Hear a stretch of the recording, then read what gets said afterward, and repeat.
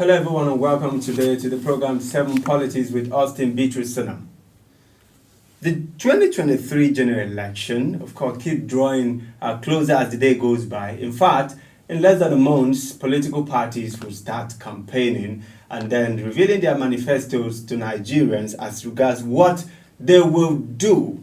Now, considering the state of the nation, where we are right now, what should be the right questions that should be asked? What should be the issues that should be discussed? What should be the expectation of Nigerians?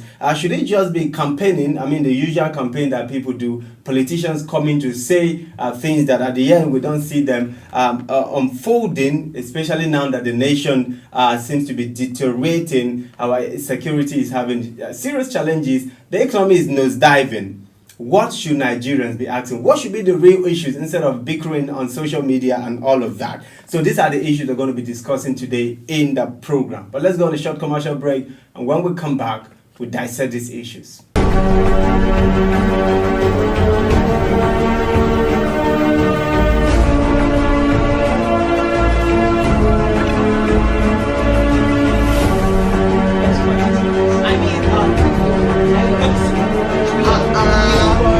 For advert placement, you can call the number on your screen. And you can visit our website at www.7fm.tv. 7TV Nigeria. 7TV. 7TV. It's all about you.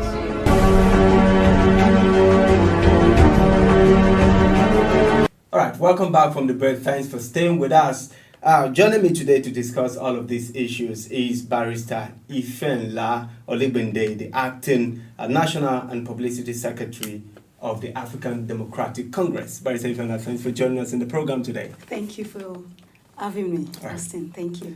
All right, let's go straight to the issues of the nation. Of course, campaigning is starting in less than a month. Yes. But before we go into what we have to, let me quickly get your reactions to the statement that was issued recently by the Minister of Finance, saying that Nigeria, the federal government will borrow about 11 trillion naira to finance the deficit budget for 2023.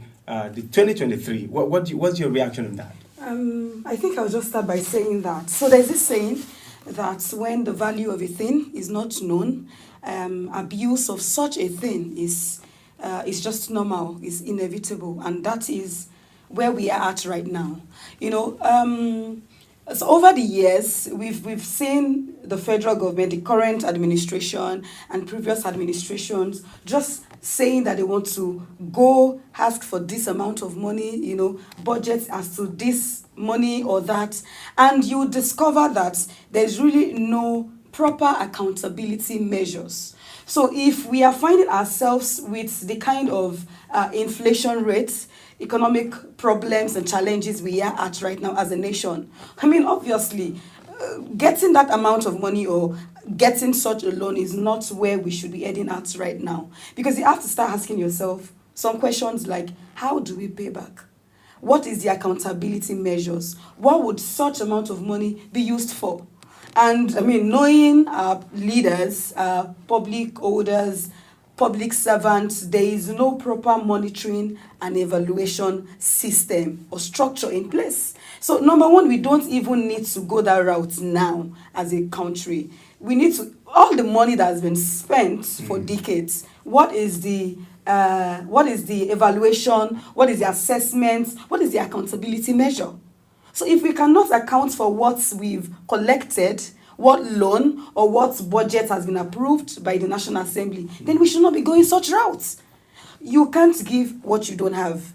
Yeah. All right, let me ask you this question. Okay. You are, of course, the Publicity Secretary for the African Democratic Congress. The acting National Publicity and Secretary. National Director of Communications and Programs. National Director of Communication. You are also a politician. Yes, I am. You are an advocate of core values in democracy. Definitely. Let me put this to you. Your party also is presenting a candidate in the person of Dumebi Kachuku. Yes, Dumebi Kachuku. Nigeria seems to be in a dire strait right now. In fact, according to IMF, they say Nigeria has exceeded its borrowing limit. And your party is also coming up to solve these issues. Yes. how do you intend to tackle this issue? Let me get your take, because you are representing the party. Yeah. How does your party So intend that to was bring why I Nigeria ended by away saying- from this kind of a mess that we find ourselves? So that was why I ended by saying, when I started by saying that when the value of a thing is not known, abuse is inevitable. And then I ended by saying that you can't give what you don't have. We are asking, we are giving when we don't have any replacement measure. Right? Over the years, for decades, we've always depended on petroleum. At this rate, petroleum is not something we can depend on again. We keep importing and we don't have accurate exporting measures. We have lots of indigenous products. We have lots of agricultural products. We have lots of mineral resources, untapped mineral resources. We have parastatals that are supposed to be in charge of all these untapped mineral resources. So, I mean, we keep on saying Nigeria is a blessed country. Nigeria used to be the giant of Africa and what have you. So obviously resources is not our problem, because we have these mineral resources. But the problem is we are not tapping these resources. So we are just basically focusing our channel on one road. And what happens okay, let me give you a scenario of a road. You see a narrow road that has close to 1,000 cars. It's just a matter of time for such road to start, no matter how authentic the building, the construction that was made on the road. It's just a matter of time for such road to start, having potholes and what have you. Cars start getting spots. That is where we are at right now in the country. So as a party, presidential candidate is not just coming just to fill the ballots that, okay, ADC has such representation. No, our candidates at this point has lots of good intentions for the country. And one of such is to ensure that our spending rate is drastically reduced. We keep spending, we keep borrowing, but we are not replacing. We keep importing, but we are not exporting. So, so it's just a matter of time for the country, to break down. And that is what is going on right now. Quickly, let me come. Are we even talk about security? Let me of course, you are an advocacy of core values of democracy. So yes. Let me take away the political aspect of you now, and let's face the issues on ground. Campaigning is starting on the 28th of September. Yes. For presidential and National Assembly. Yes. Of course. Then we've seen, if you go within the social media space, of course, that is where a lot of people get information from. Definitely. You see a lot of arguments, a lot of bickering, a lot of things are going on there. But let me ask you, what should Nigerians be expecting now that the campaign is about starting? What should they be expecting? What questions should they be asking these politicians? So it will not be campaign as usual. Yes. What kind of pertinent questions should Nigerians ask these guys so that we get things straight? Let me speak to us about that. I believe the key issues we should be asking all presidential candidates. Note I said presidential candidates. I did not say vice presidential candidates. Right. Because in the long run, whoever pilots or drives this vehicle or plane called Nigeria, the burden will be on the president. The president of the Federal Republic of Nigeria, not the VP, not the chief of staff, of course, every person has its own function and what they have to do. But the entire burden is on the president of the country. So, in this wise, I believe that people should start asking critical questions concerning security, concerning education, concerning health, concerning infrastructure. In fact, infrastructure should be like maybe the fourth or the fifth. But you see, security, education, health, these three things are so key. But, unfortunately, we are so bedazzled by phrases. We know they give shishi emilokon in Yoruba, which means that it's my turn, being said by APC. We know they give shishi being said by Labour Party and articulated by PDP. We should enough with all the slogans. So something happened during the 2015 election, and I believe it was very, very dynamic because of the storytelling narrative and agenda that certain parties were using. So enough with this storytelling. I never had a shoe, I now have a shoe. I was trekking, eating corn on the roads. Enough with all this paparazzi. Yes, we know in political setting, people want that camouflage. People want to see that glory, the colors, party uniforms. Yes, you would have that. But beyond that, people need to unravel and unveil these political masquerades. That's what I call them. When you unveil, have you ever seen a masquerade being unveiled before? What do you think would happen? The masquerade would run. So people need to start unveiling all politicians. Including the candidates of your party. Yes, everybody. You need to start unveiling them, asking critical questions.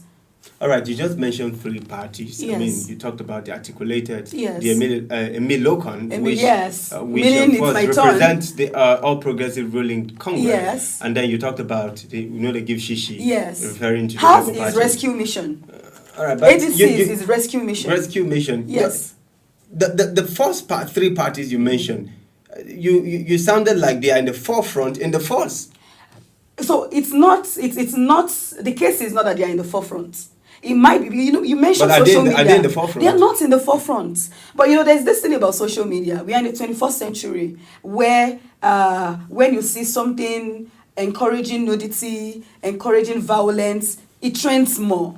So it's only natural, and then when you see something encouraging, or maybe someone wins a scholarship, it hardly trends. That's the kind of society we find ourselves right now.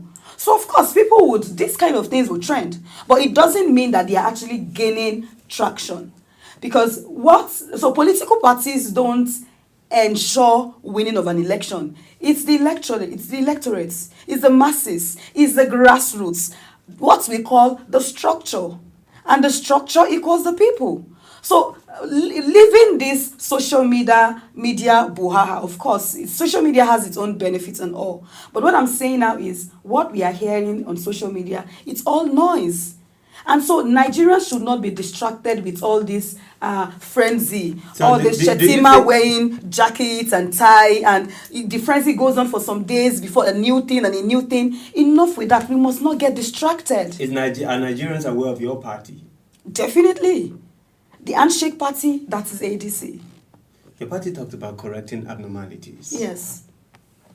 What are those abnormalities? So I believe you're talking about gubernatorial forum, the last meeting, strategic meeting with NWC members. Yes, that held about 2 days ago. 2 days ago. So one of the reasons for that ADC, there were 28 gubernatorial candidates, because we have presently 28 gubernatorial candidates who are vying for offices in all the 6 geopolitical zones.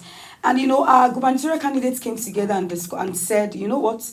Outside of all the unique challenges that our states are facing, because my state might be facing educational issues, whilst your state might be facing infrastructural issues. Yes, we'll face those things. But there is a common goal that we gubernatorial governors must come together.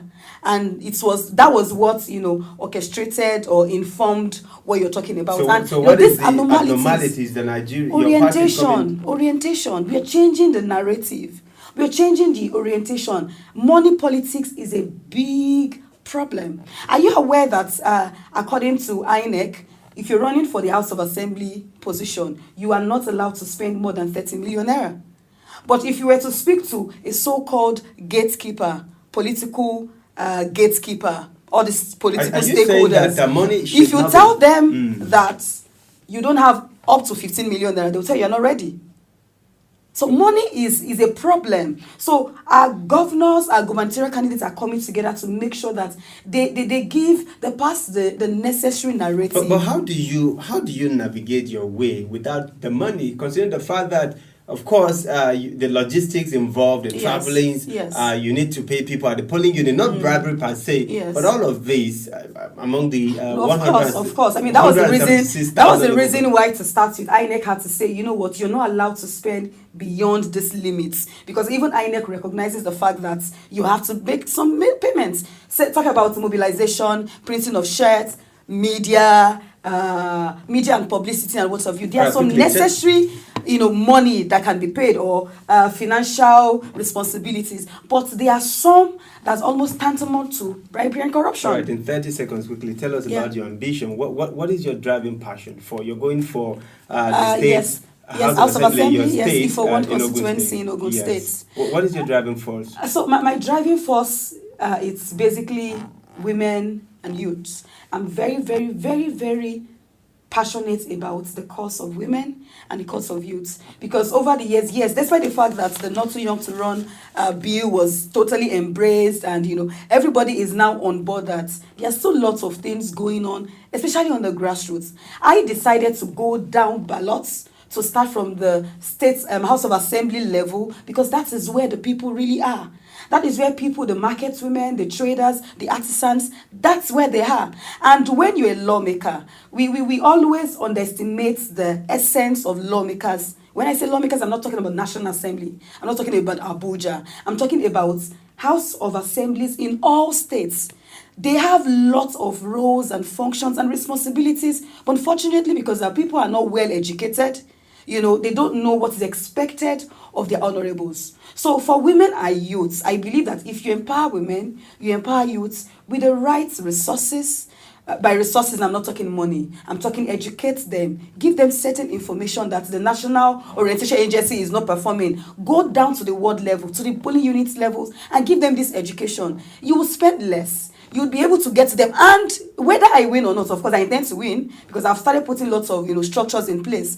After that, they would be able to look me in the eyes and say, we know this is what you're supposed to do. You are not doing it. But how would they ask if they don't know what I'm supposed to do? All right, Barrister Ifeanyi, tell Nigerians, especially the Nigerian youth who are looking at you right now, what should they do? Because we discovered that these politicians have permanent interest, but they are friends forever. We just saw Emil Lokon, like you said, of course, Tinubu going to see visit President Goodluck Jonathan. Yes. But you see Nigerians youth, at the end of the whole thing, you see them killing, fighting, they are being used for all of these negative things. Tell them what they should do. Now that this election is approaching, what right attitude should they have so that the right thing can be done for the betterment of Nigerians? Yeah. So for Nigerian youths who are watching this, I would just say if this conversation was happening, like say 6 months ago, I would have said, join a political party, be a member of a political party. But now almost all parties have candidates across board. Yes, you can still join the party, but it is necessary for you to start researching about your candidates. Dig deep. What exactly do our candidates have? What do they have to offer? Because when we fight online, we drag ourselves, we troll ourselves, we call ourselves names online. But when all has been said and done, in the middle of the night, meetings happen, negotiations are made. That is the life of an average politician. I'm saying this because, that is what I know. And when I'm saying negotiation, I'm not saying it in the negative term per se. If we are opponents, of course, from another party, I can't approach you and say, you know what, I know you don't really have that landmark. Why not, maybe you step down for me, and this is what I would make sure we are able to work together moving forward. So negotiation is a good tool, but we must be able to see beyond the thin line and not take this so personal that we keep hurting ourselves, because in hurting ourselves, we are hurting the nation. In hurting ourselves and going against ourselves, we are going against the major patriotism that national leaders, stakeholders of the country stood for. So beyond candidates, beyond parties, we must ask ourselves, what are the values? National anthem is not just something for us to sing. There are lots of value, words of value, loyalty, patriotism, and what have you. So we need to ask ourselves these questions: that my country, what do I want to offer my country beyond what these candidates, are offering us? All right, thank you so much. I've been speaking with the acting National Publicity Secretary and National Director of Communication, African Democratic Congress, in the person of Barrister Ifeanyi Oligunde. Thanks for joining us in the studio today. Thank you for I really do having me. appreciate. All right, that's what we can take for the program today, 7 Polities. See you same time next week as we bring other interesting and engaging programs. Don't forget to follow us on all our social media handles, on Facebook, on Twitter, and on Instagram, and even on YouTube. Share, like, and follow our programs. Thank you.